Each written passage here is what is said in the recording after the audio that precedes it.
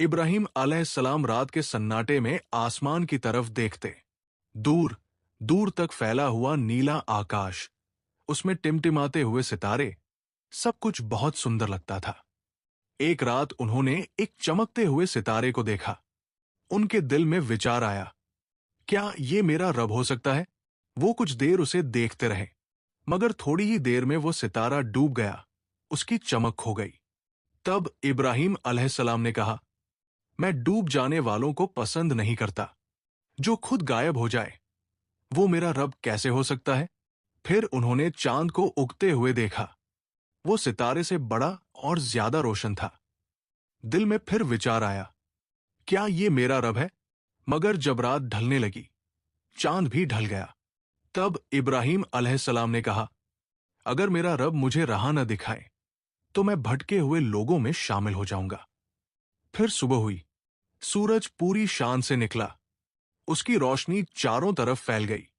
इब्राहिम अलैहिस्सलाम ने कहा, यह तो सबसे बड़ा है, क्या यही मेरा रब है?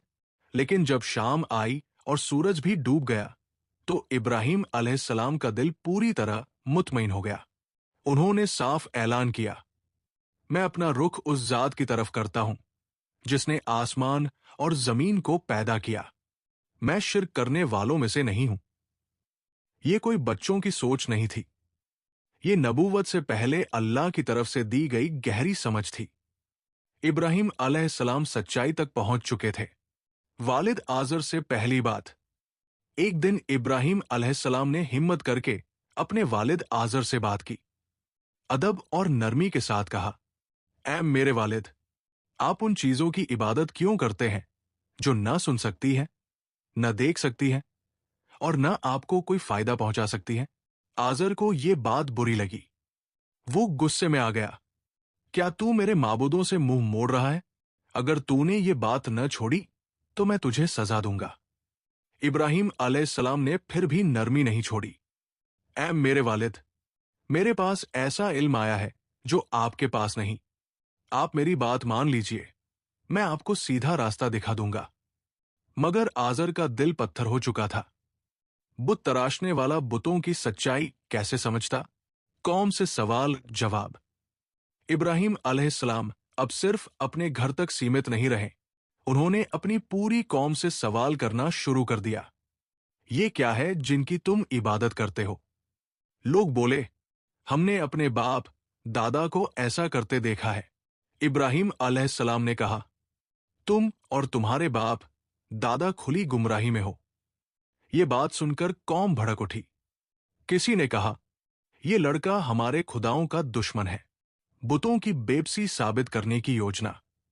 एक दिन पूरे शहर में ऐलान हुआ कि सब लोग एक बड़े मेले और त्योहार के लिए शहर से बाहर जा रहे हैं। इब्राहिम अलैहिस्सलाम से भी चलने को कहा गया। उन्होंने कहा, मैं बीमार हूं। जब पूरा शहर खाली हो गया, इब्राहिम अलैहिस्सलाम मंदिर में दाखिल हुए। चारों तरफ सजे हुए बुत खड़े थे। उनके सामने खाने की चीजें रखी थी। इब्राहिम अलैहिस्सलाम ने कहा, तुम खाते क्यों नहीं? बोलते क्यों नहीं? कोई जवाब नहीं आया। तब उन्होंने कुल्हाड़ी उठाई और सारे छोटे बुत तोड़ डाले। सिर्फ सबसे बड़े बुत को छोड़ा और कुल्हाड़ी उसके कंधे पर टांग दी। कौम का गुस्सा। जब लोग वापस लौटे, मंदिर का हाल देखकर चीख पड़े, हमारे खुदाओं के साथ ये किसने किया? किसी ने कहा, एक नौजवान है जिसका नाम इब्राहिम है, वही इन बुतों को बुरा कहता था। इब्राहिम अलैहिस्सलाम को सबके सामने लाया गया। उनसे पूछा गया, क्या तूने हमारे खुदाओं के साथ ये किया है? इब्राहिम अलैहिस्सलाम ने बड़े इत्मीनान से कहा, नहीं, ये काम तो इनके बड़े ने किया है। अगर ये बोल सकते हैं तो इनसे पूछ लो। ये सुनकर लोग शर्मिंदा हो गए।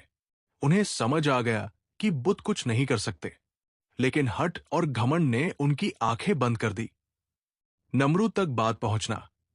ये मामला धीरे धीरे नमरूद तक पहुंचा। नमरूद ने इब्राहिम अलैहिस्सलाम को अपने दरबार में बुलाया। घमंड से बोला, तुम्हारा रब कौन है? इब्राहिम अलैहिस्सलाम ने कहा, मेरा रब वो है जो जिंदा करता है और मौत देता है। नमरूद बोला, ये काम तो मैं भी करता हूं। तब इब्राहिम अलैहिस्सलाम ने कहा, अल्लाह सूरज को पूरब से निकालता है, अगर तू सच है तो उसे पश्चिम से निकाल दे। नमरूद लाजवाब हो गया, मगर फिर भी उसने हक को नहीं माना।